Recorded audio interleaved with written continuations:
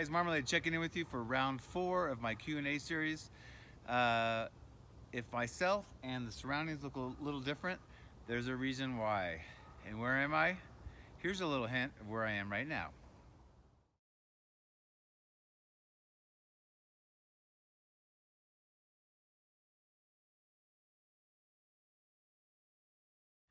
That's right, I am in Mammoth Lakes, Mammoth Mountain area. It is Monday the 23rd. These come out on Tuesday, but I'm going to publish this today and get it uploaded for you as you're seeing this on Monday late, because I decided on a whim to come up to Mammoth Mountain. So a little teaser and do, I haven't decided. I know the loop I'm doing, but I did it last summer. I actually did videos on it, but in last July. This is what, September 23rd, so almost, almost October. And there's a couple reasons why I came up kind of, I've been planning it, but I was gonna do it later with friends. But when I looked at the weather, the highs up here, it's becoming winter. The highs are gonna be in the high to mid 60s and low around freezing. And I was gonna come with possibly a couple buddies next week, but the weather is severely changing next week. So next Monday, I think that's the 30th, the highs are 32 and the lows are around 10 degrees. And it's gonna rain and snow, and I don't want any part of that. I don't want hypothermia. So I kind of rushed up here. I drove all last night, like 7 hours, got here about midnight and just passed out in my car. Got up 8 o'clock to get my name on the list for permit. Right now on Monday, it's about 9:45 a.m. I have to come back at 11 and get my permit, and then tomorrow morning I'm gonna head out, and I am going to do, so stay tuned for the videos. I'm gonna do I'm gonna start at Agnew Meadows, if any of you guys know that, but anyway, I'm gonna be doing about a 30-mile loop, Thousand Isle Lake. I go by Emerald Lake, Ruby Lake, Garnet. I'm gonna camp the second night at Ediza Lake. It's a little off the trail, and part of that is the JMT, by the way. And then head out on the third or fourth day down past Shadow Lake, down this beautiful stone waterfall, back to the car. So that's my plan. It's gonna be either 3 or 4 days, depending on how I feel and how the weather is. I may do it faster or slower, depending on how I feel. So that's about it. So let's get on with the Q&A. And question number 1. Often when I tell people I long distance hike, they ask what I occupy my mind with. How do you occupy your mind, Marmalade? That's an interesting question, Bruce. I never really thought of that. I mean, I guess I kind of thought about it ahead of time, like what am I going to think about all that time? But I think when you hike with people, even when you're with a family or another person, you're generally sometimes not next to each other. You're spread out, or somebody takes a break and then you catch up and all that. But so I was by myself a lot, and I don't know. I think I have to think about that. But I think the greatest thing is that in our regular life we don't have a lot of time to think, and I think through hiking you have a ton of time. Well, one of the things that I had, and I mentioned in one of my videos pretty quickly, was that I had a kind of epiphany about how part of the reason why I wanted to go on the trail was to get away from all the stress and just motion and noise and crowds and all that stuff, and slow down. So even though you're hiking fast, you're slowing down mentally. And I realized that I had an epiphany that I've neglected some good friendships, so I've tried to regrow those as I've gotten back.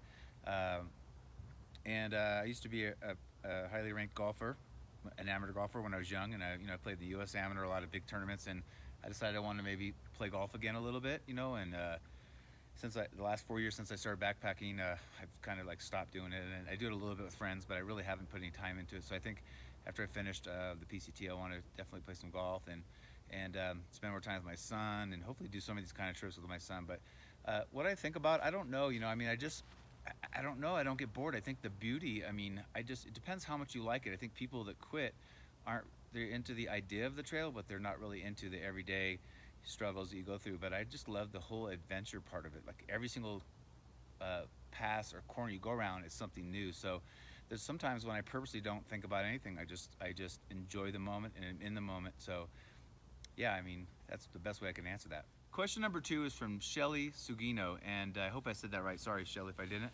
And she asked, how did I get the trail name Marmalade? So yeah, the trail name was it bugged me a little bit because some people get them right away, some people don't. But I didn't get mine until mile like 478, which is about a month in or something at Casa de Luna. And my backpack's orange. If you watch my videos, I have a new orange lightweight sweater. What do you think? Orange. And a lot of my gear is orange, and I have stuff sacks that I put my quilt in, and my tent are orange and all that stuff. And so, and I just love orange, so it made sense. But you know, people were giving me different kinds of orange nicknames. It just didn't make sense. And so I kind of got stubborn because it was like everybody had trail names, not everybody, but most people, and I wanted one. And so when I got to Casa de Luna, there's, if you've ever watched the videos, there's a big like bed sheet, and people, you sign it. And most people have trail names, so you sign it, and it has the big year, like this year, 2019. And I did a 0 there, so I was there for about a day and a half, and I was just like, you know what? I want to sign this sheet, but I don't want to put my name. I want to put my trail name.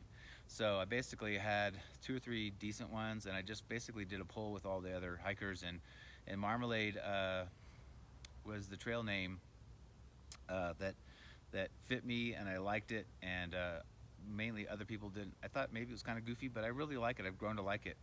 And stay tuned. I've had a logo created for Marmalade to kind of brand it a little bit and market it down the road. So I think it turned out really cool. The people I've showed have really thought it's nice. So I'll be showing you guys that in the near future. So you know, stay tuned for that. So that's how I got it.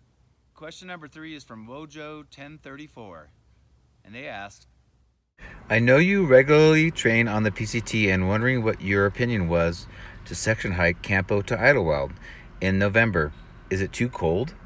Wojo1034, that's a good question, and that happens to be in my backyard. I live in San Diego, so I've hiked this section many, many times. Some of those parts of that Campo to Warner Springs, I've hiked little sections of it 8-10 times, and then of course I've done through hike the first 700 miles. And November, December is the best time, I feel, and spring to hike.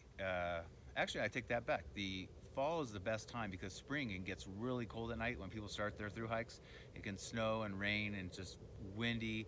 So actually spring is beautiful in the day, but it can be really bad at night. So I think fall is the best. The PCT section hiking group I joined when I first started, that I've mentioned before, about 4 years ago when I started, we are setting up a bunch of hikes coming up, and every November, December, that's when we go out there and hike, because the desert finally cools down. It's not brutal at night yet. I mean, it'll get a little cold, but I don't think it even gets to freezing. So no, I think you're better off trying to do your section hike from Campo to Warner Springs in November, December. That's also, if you think about it, there's a reason why the southbounders time it so they actually get through the desert. So the people that can finish the whole southbound through hike come through in November and December. So there's a reason for it, and the days are beautiful. I mean, I've actually been on the trail when it's been 85 in November, so it can get warm, so be prepared for that. And I would think the main issue is just having water. So if you're going to do a section hike, you may want to stash or cache a little water for yourself here and there, like ahead of time.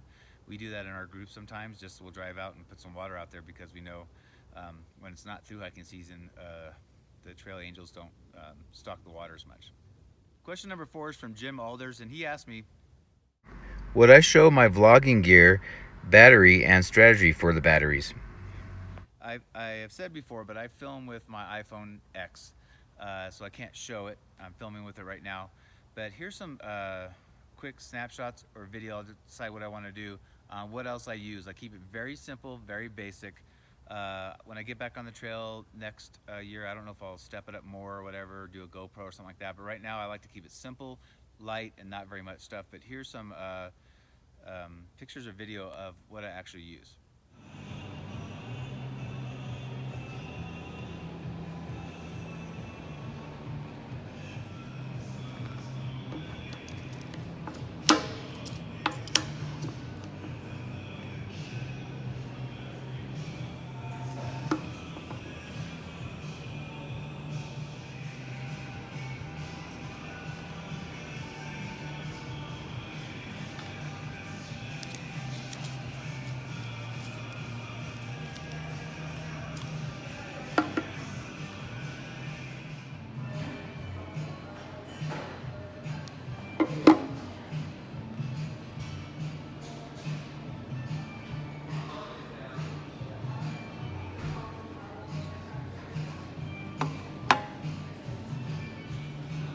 Lastly, some people use a solar panel. I tried it in Washington. I did it wrong. I should have probably used it in the desert, but I didn't have as many long stretches where I needed to stretch out my battery life. Because I I take more pictures and video more than the average person. I use more battery. I also edit at night in my tent. I sometimes even watch a Netflix movie I downloaded. So I use my phone a lot, where other people just get to camp and pass out because they're not vlogging. So I do use a lot more batteries. So I do carry more weight in batteries. Probably 1.5 pounds of batteries, which is a big percentage of my base weight. So, but to me, it's worth it. The solar panel I used once I flipped. I did, the first 700 miles in the desert, waited 6 weeks, flipped up to Washington. I used up there, and it worked a little bit, but it was mostly cloudy and super tree covered and shady, and it rained a lot. So I didn't really get a chance to really test out the capabilities of it, but that's definitely something to think about. But now you have to carry the weight of the solar panel, so that's something to think about too. So anyway, I hope that answers your question. All right, and question number 5 is from Terry Savini. And by the way, I want to give out a shout out to my greatest fan so far on my YouTube channel, and that is Terry's cat, Oscar. Here's a picture of Oscar. Every time my videos come on, he runs and watches. Here's a picture of it to actually prove it right here. So Oscar, if you're watching this, thanks a lot. And I hope you see this video too and see yourself on the video. So anyway, she asked, when you made the decision to thru hike, what were the toughest obstacles to overcome so you could go? In terms of obstacles, that's a great question. I think it's not standard for everybody, of course, because we all have different things. I mean, there's some people that I've heard sell their home to go do the trail, and I don't know if they need the money, but I mean, that's pretty drastic unless they were already trying to sell their home or something, because, I mean, you could be hurt, like I got hurt, but you could be hurt in 100 miles in the trail, and then you have nothing when you go back home. So whether you complete it or not, you still have your life to go back to. The biggest obstacles for me were, I eventually made the tough decision to get rid of my apartment, and also the cost, and stay with friends. So the cost of that, so I could save up more money. I put a lot of my stuff in storage, so semi-living out of a storage unit, like grabbing clothes and gear every time I want to hike things, is not fun.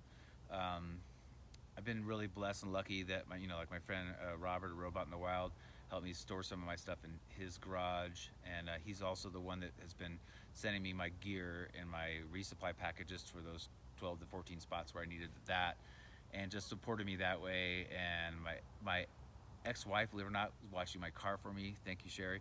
So it's like, you do need a support system. You don't have to, but you need a support system, but there's a lot of sacrifice. And I think the hardest thing is just deciding that you're going to go for it, and you do whatever it takes. And you try not to wreck your life. I would hope you wouldn't do that, so that when you come back, you have no life. But I just decided this is what I want to do.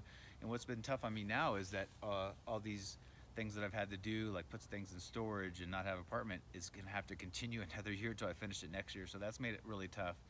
But I'm dedicated and really just can't wait to do the rest of the trail. So, and now I've got a taste of it, so it's made it even better, or worse, depending on how you look at it. But yeah, I just can't even wait to get back out there. Okay, so question number 6, and our last question is from somebody that goes by Badder Than You. I like that. And I assume it's a him, but they asked, what was your go-to morning drink? So that is interesting, because you have this grand plan of what you're going to eat and drink, and I'm going to do this, I'm going to that. And then when you get on a trail and you're hiking a lot of miles and you're tired, whether it's in the evenings, sometimes you just want to pass out. Sometimes you don't eat much when you should eat, and you don't. In the mornings, I got to where I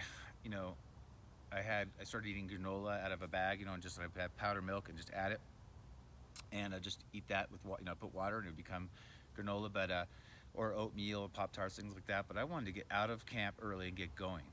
And I'd rather have more time at the end of the day to relax and rest than just sleep in and things like that. And I'm an early riser naturally. But my go-to was via coffee.